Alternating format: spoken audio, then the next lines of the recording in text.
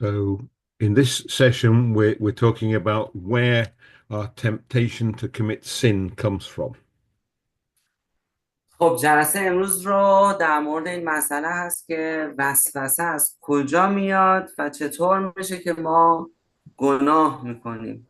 And we'll show that it doesn't come from some being outside ourselves, it comes from inside ourselves. و این مسئله چیزی نیست که فقط از یک موضوع بیرونی باشه، بلکه از درون ما این مسئله نشأت میگیره. So, let's start off by looking at a fundamental question. What do we mean by the word sin? خب بریم در ابتدا یک سوال اساسی مهم رو پاسخ بدیم و اینکه گناه چه هست و چی میتونه باشه. And well, let's look that up in the Bible in the first letter of John. خب اول یوحنا، Yeah. کتاب مقدس اول یوحنا رو So it's میخوایم 1 John chapter 3 and verse 4. باب 3 و آیه 4. اول یوحنا باب 3 آیه 4. هر کس در گناه زندگی می کند برخلاف شریعت عمل می کند. گناه به واقع مخالفت با شریعت است. Right. So it's defining sin as breaking the law of God. و اینجا توصیف میکنه که گناه شکستن قوانین خداوند هست. Look at this in a bit more detail in another study. و ما جزئیات خیلی بیشتری رو در درس دیگه و مطالعه دیگه‌مون خواهیم داشت. But the thing is that God defines for us a difference between things that are right and things that are wrong. و به خاطر اینکه خداوند به ما نشون داده که چه چیزهایی درست هستن و چه چیزهایی اشتباه هستن. And that is the law that we break when we commit sin. و اون قوانینی که خداوند برای ما تعیین کردن، اگر ما اونها رو زیر پا بگذاریم ما مرتکب گناه شده ایم. So sin is doing things that are wrong. پس گناه انجام دادن کارهایی هست که کاملا اشتباهن. That's not the only definition of it, though. و خب قطعا این تنها معنا یا تعریف گناه نیست.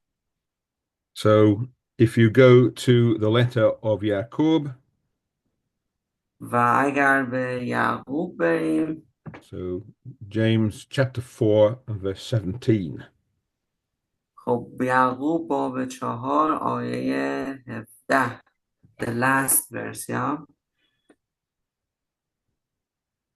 بنابراین هر که بداند چه کاری درست است و آن را انجام ندهد گناه کرده است. Right, so this is talking about it the other way. If there's something we should do and we don't do it, then that also is wrong. It's committing sin. و خب این از جنبه دیگه نگاه کرده، اگر کاری درست باشه و ما باید انجام بدیم اما اون رو انجام ندیم، باز هم مصداق این هست که گناه کردیم. So you can sin by doing nothing at all if there's something you should be doing. و پس گناه هم میشه اگر شما با کار انجام بدید ولی انجام ندید، باز هم مرتکب گناه شده اید. So that's sin when it comes down to it.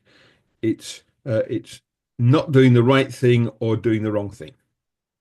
پس وقتی صحبت از گناه میشه، هم انجام دادن کارهای اشتباه هست، هم انجام ندادن کارهای درست هست. And the important thing to realize is that all of us commit sin. و مهمترین نکته این هست که همه ما گناهکاریم.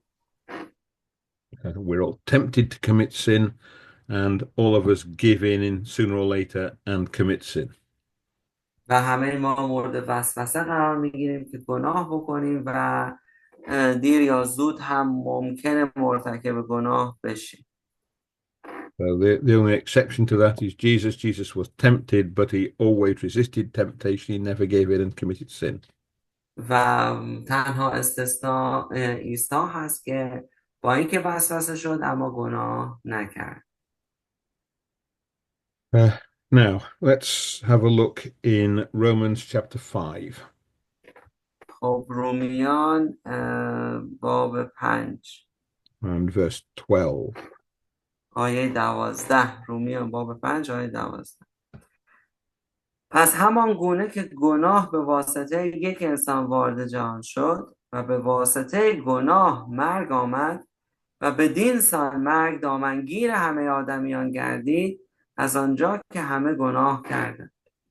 And that's talking about a principle that's all over in the Bible, but this is all together in one verse here. و خب همه این نکات در واقع تو این آیه جمع شده و کنار هم قرار گرفته. The first thing is it says that everybody's committed sin.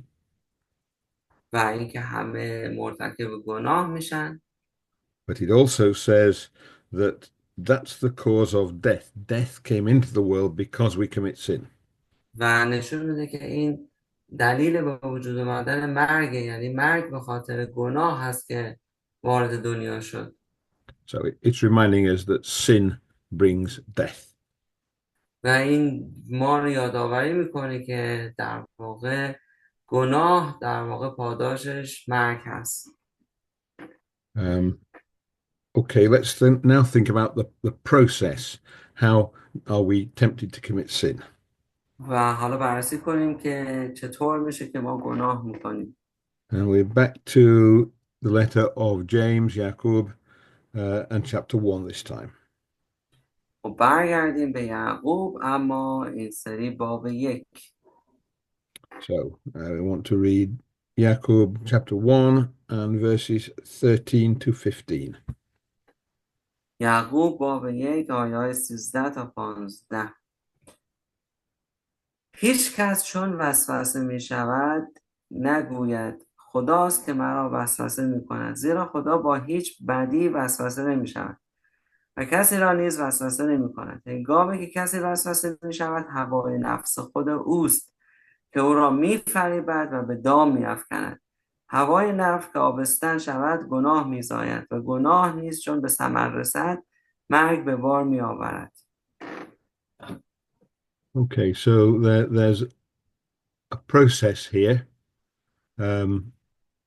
It says it starts off with our own thoughts. خب پس اینجا یه روندی وجود داره که با افکار ما شروع میشه. We're tempted and lured by our own desires. در واقع ما وسوسه میشیم توسط اون خواسته های خودمون. They come from our mind and they tempt us.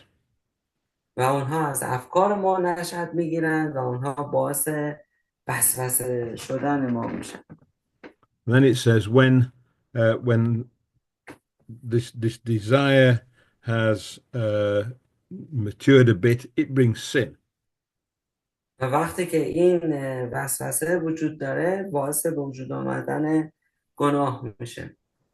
And he goes on to say that then sin, when it's carried on for a bit, brings death. و این گناه خروجیش هست مرگ هست. So we've got this process. It starts off with our own desires, the things we want in our minds, which leads us to do things that are wrong, and then that brings death. پس این روند از چیزی شروع میشه که توی ذهن ما هست، ادامه پیدا میکنه، باعث گناه کردن ما میشه و در نتیجه گناه کردن ما مرگ به وجود میاد. And temptation is this process where our thoughts lead us to commit sin. و این وسوسه در واقع علتی هست که ما باعث میشه که ما گناه کنیم. So the process is laid out and it's clear where this impulse to commit sin comes from. It comes from our own thoughts. و این نشون میده که همه این وسوسه و گناه از افکار ما هست که شکل میگیره. And well, it's not the only passage that says this. Let's look in the Gospel of Mark. خب مرقس رو بچه ها بررسی کنیم.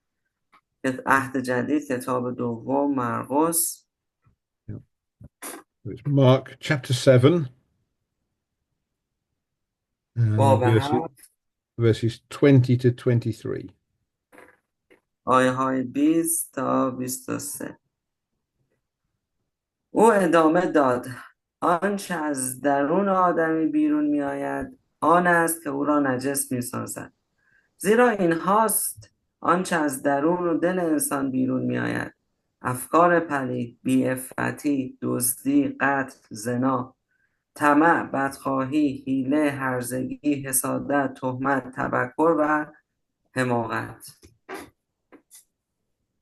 So it's telling us all these evil thoughts, they come from inside us, they come from our own minds. و اینجا نشون میده که تمامی این بدی ها و پلیدی ها نشأت گرفته از افکار ما هست. He talks about the heart of man. و اینجا نشون میده که اون ذهن ما هست و افکار ما هست که از باعث میشه که از قلب ما نشأت بگیره و ما دچار وسوسه بشیم. When it talks about the heart of man, it's talking about our innermost thoughts, the thoughts we don't share with other people. و منظور ما از قلب ما در واقع همون تمام افکار ما هست که از درون ما شکل میگیره. But the point is that the temptation to commit sin comes from inside us. It doesn't come from anything outside. و اون وسوسه از چیز خارجی حاصل نمیشه. هر چیزی هست از درون ما هست که شکل میگیره. And well, let's look at a couple more verses about that. First letter of John again, chapter 2. خب اول یوحنا باب 2 and verse 16.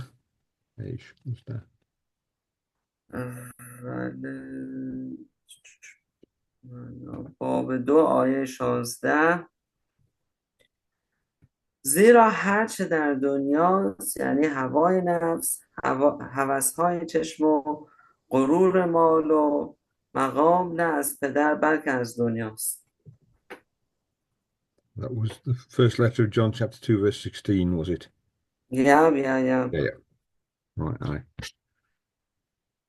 It's about wealth, about position, and it doesn't come from the Lord. It is from the world. Yeah, good. All right, my Farsi's let me down there. Right, so let's so it is. It's saying everything comes, and it then has three things, but they're things that are from us. و خب همه این اتفاقه از درون ما هست که شکل میگیره. And so it's the desires of the flesh, things like being hungry, needing companionship, all these sort of internal things. و خب این مثل هوای نفس ما هست که باعث این اتفاق ها میفته. So sometimes we need things, we need food because we're hungry. If we go and cook ourselves some food that we own, that's fine. But if we go and steal some, that would be wrong. خب بعضی وقتا ما گرسنه میشیم، خب نیاز داریم غذا بخوریم، درسته، اما بعضی وقتا باعث میشه که ما بریم غذا بدزدیم و این اشتباه هست. So the desire of the eyes, we see something, it looks sort of, oh, I like that. It just looks good. و خب به نظر از ظاهرش به نظر خوب میاد، ولی خب کار درستی نیست. And the last of them is the pride of life. We think, oh, that will make us more important. و خب این باعث میشه که ما فکر کنیم این مسئله میتونه مهمتر باشه. And we try to be more important than everybody else, or we try to force other people to do what we want. That's another desire from human beings. و به خاطر اون حالا تمایلاتی که داریم بقیه رو مجبور میکنیم که یه کاری رو برامون انجام بدن.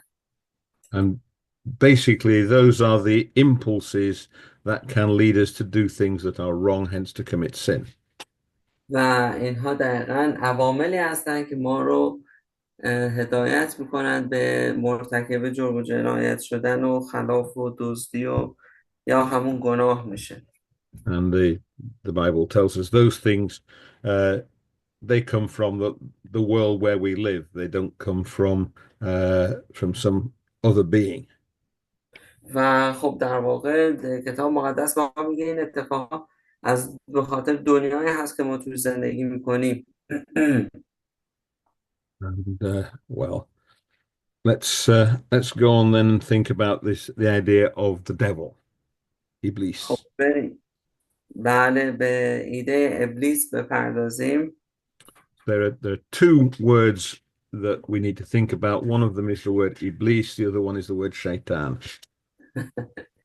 These two are really confusing bro. خب دو تا کلمه داریم، کلمه ابلیس و کلمه شیطان. Because in the Bible they don't quite mean the same thing. و خب در کتاب مقدس اینها یه چیز مشابهی نیستن آنچه. So we're used to a language where both those mean exactly the same thing, but in the Bible they don't. They're distinct from one another. خب از لحاظ زبانی شاید یه جور باشن ولی از کتاب مقدس تفاوت‌هایی دارن. So we'll look at Iblis first. خب پس ما اول به ابلیس یا همون ایول میپردازیم. So let's go to the Gospel of Matthew and chapter 4 and verse 1. متی باب 4 آیه 1. آنگاه روح عیسی را به بیابان هدایت کرد تا ابلیس وسوسه‌اش کند. Right, so Jesus was tempted by Iblis. پس اینجا نشون میده که عیسی وسوسه شده توسط ابلیس. Then you could define Iblis as the thing that tempts us. پس میتونه ابلیس رو توضیح بده نسبت به چیزی که باعث وسوسه ما میشه. And all of us are tempted by Iblis. و همه ماها در واقع توسط ابلیس هست که وسوسه میشیم. But we've already seen what tempts us. It's our own desires.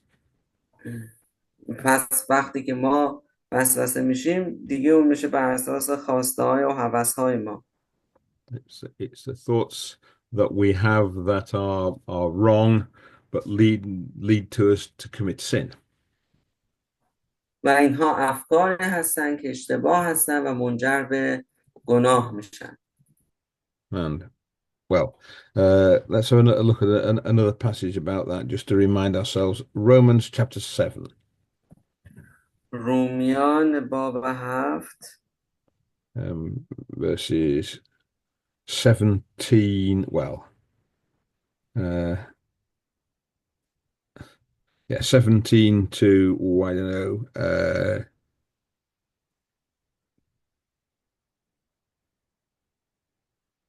17 to 20. خب رومیان باب 7 آیه 17 تا 20. در این صورت دیگر من نیستم که آن عمل را انجام میدم، بلکه گناهی است که در من ساکن است. میدانم که در من، یعنی در نفس من، هیچ چیز نیکوی ساکن نیست. زیرا هرچند میل به انجام آنچه نیکوست در من هست، اما نمیتوانم آن را به انجام رسانم. زیرا آن عمل نیکو را که میخواهم انجام نمیدهم، بلکه عمل بدی را که نمیخواهم به جا میآورم. So what he's saying here is that he's got this tendency towards sin inside himself. و این نشون دهنده تمایلی هست که درون اون شخص وجود داره. That's what leads him to commit sin. That's what tempts him. و این چیزی هست که باعث میشه که منجر به اون اتفاق میشه. So the devil is the thing that tempts us, and we're tempted by our own human nature. پس ابلیس اون چیزی هست که باعث وسوسه میشه و به خاطر اون ذات انسانی که داریم ما هم وسوسه میشیم. So Iblis is really just part of our human nature. پس ابلیس بخش از ذات درونی ما هست. There's a good word in Farsi that says that. It's this word nafs. و این دقیقا میتونه کلمه معادل نفس باشه. Another point, there are no sinners that don't die. و خب کلمه بعدی میتونه مرگ باشه. We already saw that sin brings death. و ما الان بررسی کردیم که در واقع گناهان پاداشش مرگ هست. Another verse that says the same thing, Romans chapter 6, verse 23. خب اگر رومیان باب 6 آیه 3 رو بررسی کنیم، آیه 23، رومیان باب 6 آیه 23: زیرا مزد گناه مرگ است، اما عطای خدا حیات جاودان در خداوند ما مسیح عیسی است. آمین. Right. So it's saying, telling us that the wages of sin is death. We die because we commit sin. خب اینجا میگه مزد گناه مرگ هست، ما به خاطر گناه میمیریم. But anything that was against God, that spent its time tempting us to commit sin, that would be a sinner as well. و هر چیزی که برخلاف خواستار خداوند باشه باز هم این گناه محسوب میشه. And so it would have to die. پس به خاطر همون ما باید بمیریم. So if there was an iblis that was a being, that being would have to die. و اگر به خاطر ابلیس باشه پس ما باید بمیریم. So iblis is something that's inside us, not something outside. پس ابلیس یه چیزی از درون ما هست، یه چیز بیرونی نیست. All right, let's think about the word shaitan. خب بریم به کلمه شیطان بپردازیم. So shaitan is originally a Hebrew word. شیطان یک کلمه عبرانی هست. It's a word that we get in the Old Testament. It just means an opponent or an enemy. و به معنای دشمن یا مخالف بررسی میشه. And it's slightly confusing because sometimes it's just translated as an opponent or as an enemy. و خب بعضی وقتا هم به عنوان دشمن یه جورایی ترجمه میشه. The first time that it appears in the Bible, that's what it's translated as. و خب این اولین بار بوده که در کتاب مقدس اومده و به این صورت ترجمه شده. So if we go into Adad, Numbers chapter 22. خب اگر اعداد باب 22 and verse 22. عهد عتیق است بچه ها، اعداد باب 22.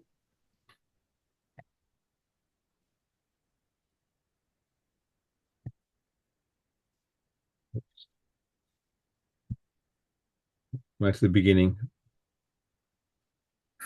The first verse. Fourth book of the Bible. No. Chapter 22, verse 22.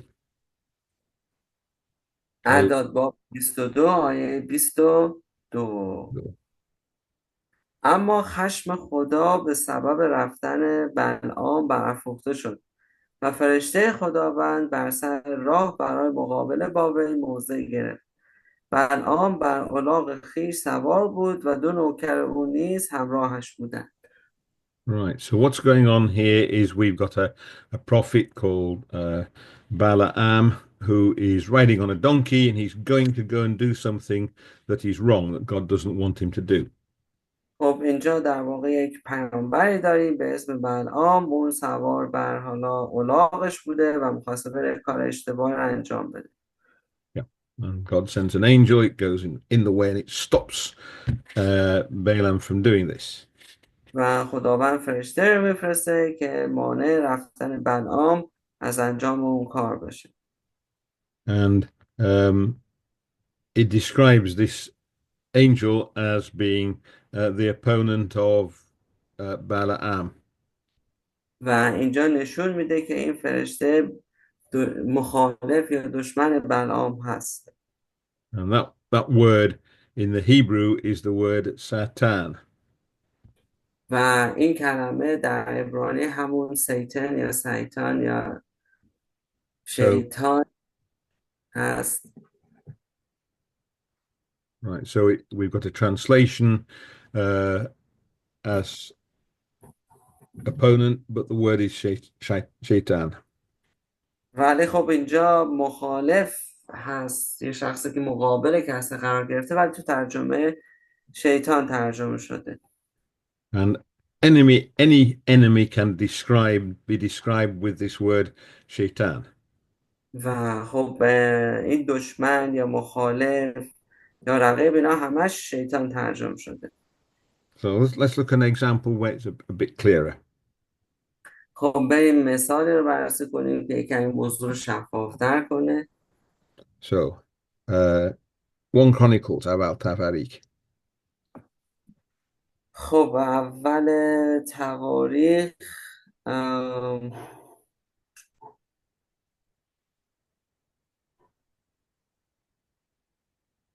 اول تواریخ chapter 21. باب 21 And I'm going to read, I don't know, verses 1 and 2. آنگاه شیطان بر ضد اسرائیل برخاسته داوود را برانگیخت تا اسرائیل را سرشماری کند. پس داوود به یوآب و به سرداران لشکر گفت بروید و قوم اسرائیل را از براشبع تا دان بشمارید و مرا خبر دهید تا شمارششان را بدانم. Now, there's another account of the same incident in 2 Samuel, دوم Samuel. و همچین داستانی هم در دوم ساموئل گفته شده. So let's look at that as well. 2 Samuel chapter 24. خب دوم سموئل باب 24 And again, look at verse 1. Verses 1 and 2. دگر بار خشم خداوند بر اسرائیل افروخته شد و داوود را قدسه بر ضد ایشان برانگیخته گفت برو و اسرائیل و یهودا را شمارش کن. پس پادشاه به یوآب سردار لشکر که همراهش بود گفت در میان تمامی قبایل اسرائیل از دان تا برشبع گشته قوم را نامنویسی کن تا شمار آن را بدان. Right, so it's the same incident in پس این یک اتفاق مشابه هست. so in Chronicles it says it's Shaitan who gets David to count the people in Israel. و اینجا در واقع شیطان بوده که به داوود میگه که به سرشماری افراد بپردازه. In 2 Samuel you find it's God who makes David go and count the number of people in Israel. پس در اول تواریخ شیطان بوده، ولی اینجا در دوم ساموئل خداوند خواسته که داوود این کار انجام بده. So this word Shaitan is being applied to God. و اینجا کلمه شیطان یه جورایی مثل خداوند تعریف شده. Now that's a problem if you think that Shaitan is an evil being who is opposed to God. و مشکل این هست که ما فکر میکنیم شیطان یک چیز خیلی بد و پلید هست که مخالف با خداونده. Of course, it doesn't mean that. It means an opponent or enemy. اما اصلا اینجوری نیست. اینجا کلمه شیطان به عنوان یک شخص مخالفه یا رقیب هست. Yeah. And here God is being an opponent to Israel. و اینجا در واقع خداوند یک حالت مخالفتی با اون موقع با اسرائیل داشته. So the law was that from time to time the king would count everybody in the nation. و قانونی بوده که خب پادشاه سرشماری از آدماش داشته باشه. When they did that, all of them had to pay a small amount of money. و خب وقتی این کار انجام میداده همه اونها با یه میزان پول کمی هم پرداخت میکردن. So it was a kind of tax. و این هم یه جورای مالیات بوده. Now that was unpopular. People didn't like paying the tax. و خب یه چیزی بوده که رایج نبوده و مردم پرداخت مالیات رو دوست نداشتن. But the law was that once you started to count Israel, every single person had to pay some part of the tax. و وقتی که سرشماره انجام می شده همه باید یه بخش از این مالیات رو می پرداختن. And in this case, they didn't. Only some of Israel was counted. ولی تو اون شرایط فقط بعضی از اونا تو اسرائیل مالیاتشون رو می پرداختن. And God is giving them a test that for some reason he wants to test them. He's got David to see whether they will carry out the law in this case, and they don't do it. و اینجا خداوند در واقع اونها رو با آزمایش میگذاره. داوود رو آزمایش میکنه که آیا بررسی کنه آیا همه مالیاتشون رو میپردازن یا نه، که بعد میبینن که نه، توی این آزمایش شکست خورد. And so God is being an opponent to Israel because he's giving them the opportunity to do something that's wrong, and they do whatever it's wrong and take the penalty for it. و اینجا در واقع خداوند مخالف اسرائیل بوده، چرا اونها یک کار اشتباهی انجام دادن و نسبت به اون کار اشتباهشون باید تنبیه میشدن. Right, so that's what's going on, but it illustrates this idea that when you get this word shaitan in the Old Testament, it just means an opponent. و خب اینجا شیطان در کتاب عهد عتیق یعنی شخصی که مخالف انجام کاری هست. Now, it's slightly different in the New Testament. اما در عهد جدید یک کمی معناش فرق میکنه.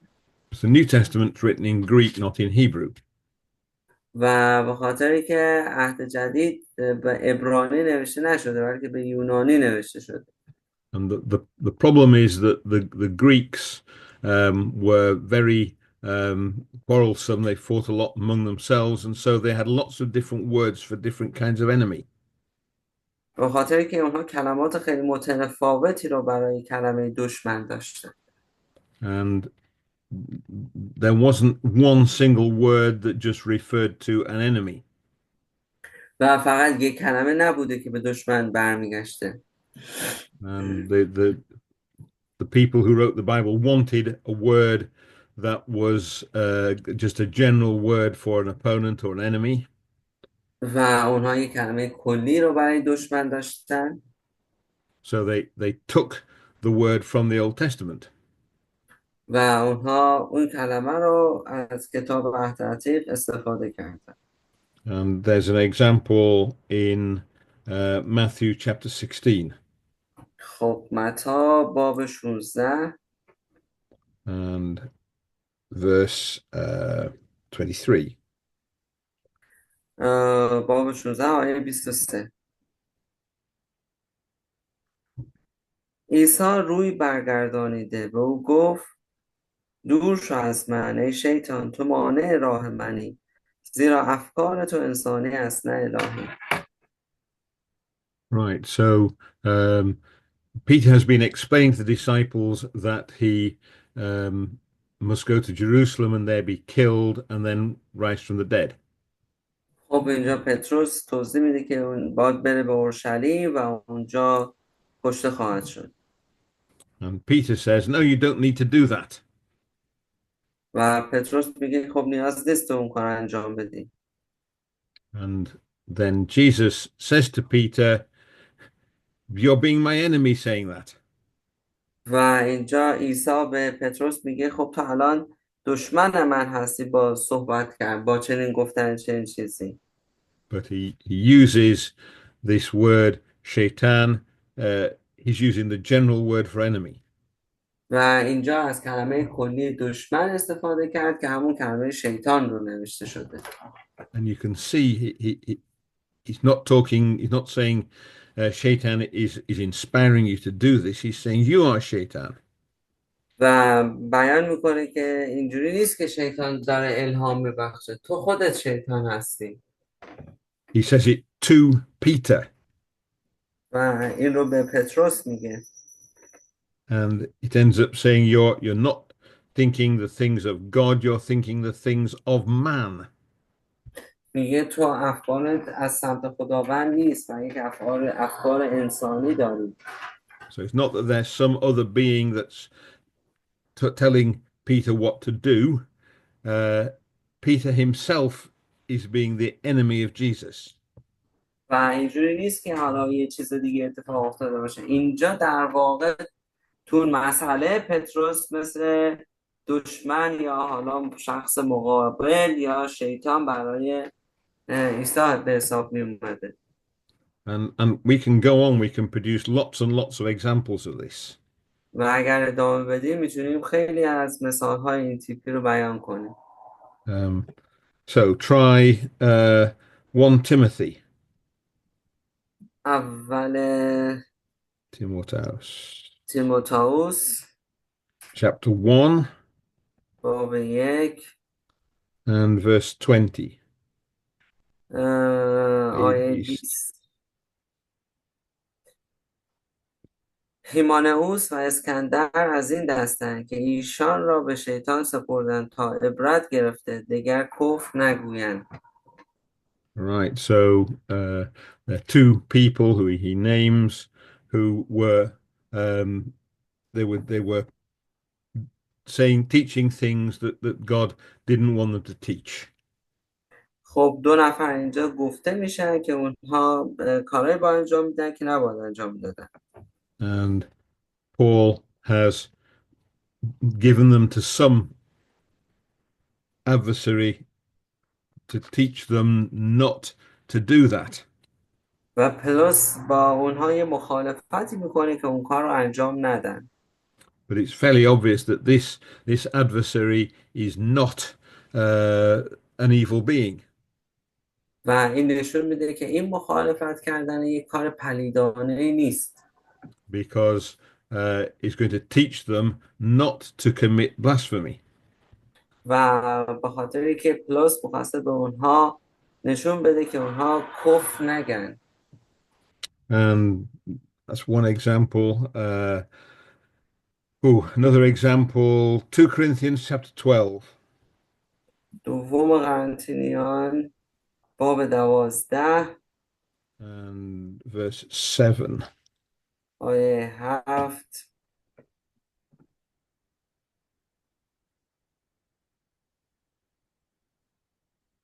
دوم قرنتینیان باب 12 گفتید 12 chapter 12 verse 7.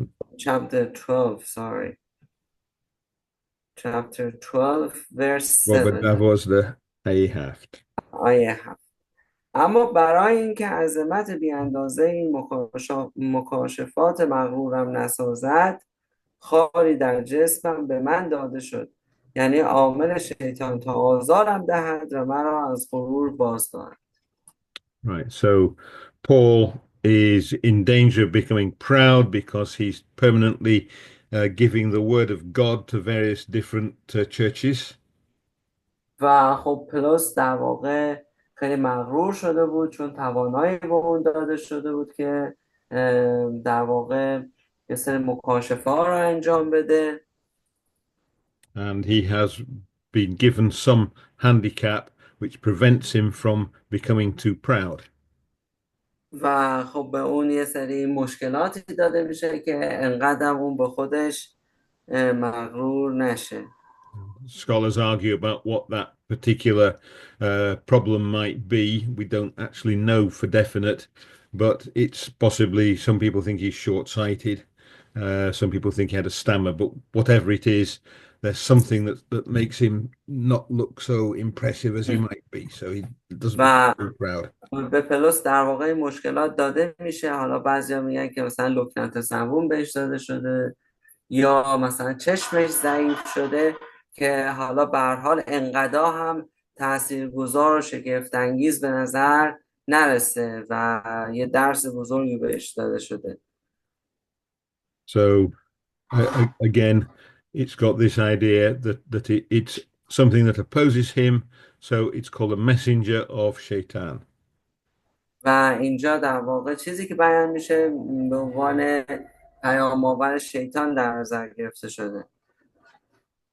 And one last place, the Revelation chapter 2 and verse 13. خب بریم مکاشفه یوحنا Chapter 2, it's مکاشفه باب دو یوحنا باب 2. Which and verse? verse 13. آیه Jesus. 13. میدانم کجا مسکن داری، آنجا که پایتخت شیطان است. با این همه به نام من وفادار مانده ای و حتی در ایام آنتیپاس آن گواه امین من که او را در شهر شما که زیستگاه شیطان است کشتند، ایمانی را که به من داشتی انکار نکردی. So if you decide that Shaitan is a creature, then you'd have to say it lived in Pergamon. خب پس اگر شما فکر کنید که شیطان یه چیز موجودی هست، اینجوری نیست. What he's saying is that there are people who live in this city who are opposing Christianity. و خب همچنین اینجا بیان میکنه که افرادی در حالا شهر زندگی میکنن که مخالفت دارن میکنن با مسیحیت. It's just the ordinary word enemy or opponent, and here it's being applied to some people who were particularly opposed to Christianity who lived in Pergamon. و خب اونجا میگه که حالا همون کلمه دشمن رو کار میبره، کسا هستن که مخالفت با مسیحیت. So, why is it important? حالا بریم ببینیم چرا این مهمه. Well, we've seen that the temptation to commit sin comes from inside, from our own secret thoughts. خب بریم ببینیم چه دیدگاهی رو به ما میده در مورد افکار ما. So let's look at one verse in Jeremiah. اول ارمیا Chapter 17. Please wait a second.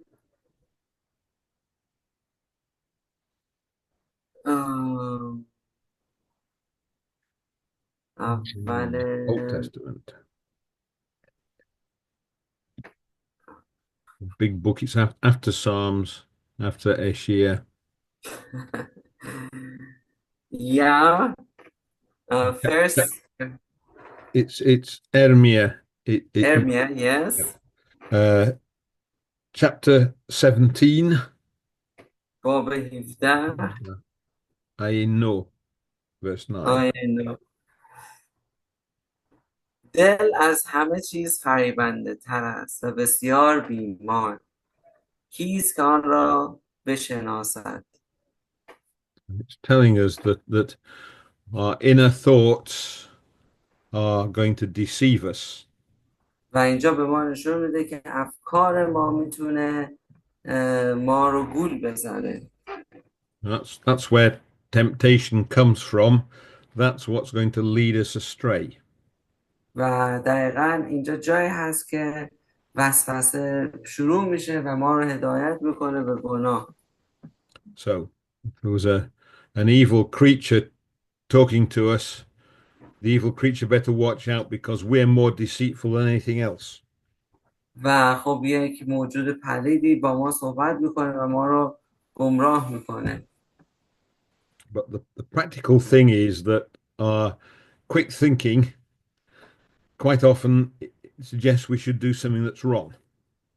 ولی خب اگر سریع فکر کنیم اون به ما نشون میده که این میتونه اشتباه باشه. So we often have quick reactions. You see something, oh, that's good, and I'd like that. Oh, I'd like to do that. I need that, or whatever it happens to be. And it's the first thought. و اولین فکری که یا احساسی که به ما میرسه یه احساس سریع هست که من این رو دوست دارم و این میتونه جذاب باشه. The point is that we need to think a bit more carefully. ولی نکته این هست که ما یک کمی عمیق‌تر باید فکر کنیم. Because our first thoughts quite often are wrong. به خاطر که اولین افکار ما میتونه غالبا اشتباه باشه. And the warning is that we can't trust our our immediate impulses. We have to think about them, decide whether they're right or wrong. و ما nemitunیم به اون احساسات اولیه‌مون اکتفا کنیم، چون ممکنه درست یا اشتباه باشه. So that's the really important thing about understanding the devil. It's not a question of thinking, oh well, that's from outside. I'm not going to be worried about it. It's something that comes from inside us, and they're going to be our first thoughts about things quite often. و این چیزی میتونه باشه که از درون ما شکل بگیره و خیلی این مسئله اتفاق بیفته. So if there's something that seems like a good idea at the time, it's often useful to think about it and then see whether it really is a good idea. و خب ممکنه یه چیزی در ابتدا خوب به نظر برسه، اما بعدا ببینیم ما رو به گناه بندازه. Okay, so let's just summarize what we've seen. خب بریم بررسی کنیم، ببینیم چه چیزایی رو امروز بررسی کردیم و دیدیم.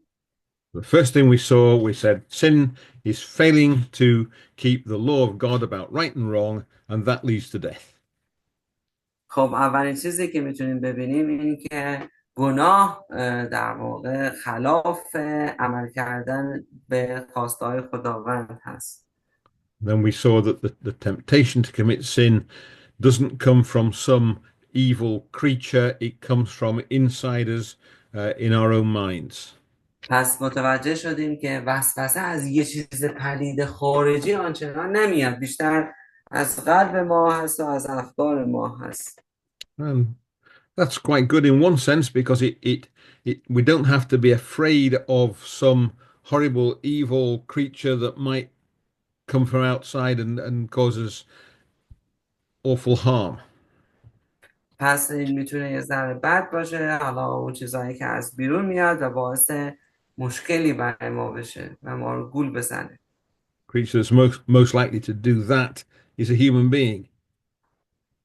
و خب میتونه اون یک حالا شکل انسان هم داشته باشه. But the temptation to sin comes from within ourselves. Of course, other people also have that temptation. Some of them are going to give into it. و خب اون وسوسه ها میتونه ما رو با اون سمت گناه ببره. And the third point is that we need to think about our motives before we do things. و اون انگیزشی هست قبل از اینکه ما بخوایم کاری رو انجام بدیم. Just because something immediately seems to be a good thing to do doesn't mean it always is. We have to think about it and see whether it really is right or not. و اون چیزی که در ابتدا ما فکر میکنیم میتونه خوب باشه، حالا ممکنه خوب باشه، درست باشه، ممکنه هم اشتباه باشه. Now, there is one other thing that I ought to think about. و خب چیز دیگه هم هست که ما باش بپردازیم. That's the relationship between the word Iblis and Shaitan. خب اینجا این نکته خیلی مهم داریم که ارتباط ابلیس و شیطان رو متوجه بشیم. It's a bit of a problem in in most languages in the world because we tend to treat those two words as though they were the same thing. و خب یه ذره از لحاظ زبانی اینجا مشکلات وجود داره، چون دوتاش میتونه از لحاظ ترجمه مشکل آور بشه. But in the Bible, the word Iblis is talking about this inner tendency towards sin. و خب ابلیس اون تمایلی هست ما برای گناه دادن داریم. And the word Shaitan refers to any opponent. و شیطان هم گفتیم هر حالا مخالف یا شخص رقیب یا مخالفی هم در نظر گرفته بشه. Now, this inner tendency towards sin is, of course, always our enemy. و خب قطعا اون تمایل درونی ما برای گناه کردن دشمن ما هم محسوب میشه. So the word shaitan can apply to Iblis. و خب شیطان هم میتونه به یه جورایی ابلیس هم باشه. But we've seen occasions where other beings are called shaitan. ولی خب چیزای دیگه هم میبینیم، موجودات دیگه یا چیزای دیگه هم میبینیم که میتونیم اونها رو شیطان بنامیم. So one example is we saw an occasion where God was being an enemy to Israel. و دیدیم در یه مسئله که خداوند به عنوان حالا یک مخالفی در برابر اسرائیل بود. And so there are times when the word shaitan can apply to God. و خب حتی دیدیم در مواردی هم کلمه شیطان میتونه به خداوند هم مصداق داده بشه. So there's a slight overlap. The term shaitan could apply to something and the word God could apply to that same thing. و این هم پوشانی داره که حالا یه جورایی بعضی وقتا حالا شیطان به عنوان رقیب، به عنوان شخصی که مقابل هست در برابر چیزی، میتونه حتی خداوند هم باشه. And in that case, we have a good opponent, we have a good enemy. و در این شرایط ما یک دشمن خوبی رو داریم. That happens if we're doing something that's wrong. وقتی هم که کار رو اشتباه انجام میدیم. And in fact, we saw an example where there's an angel of God, which is referred to as an enemy for Balaam the prophet.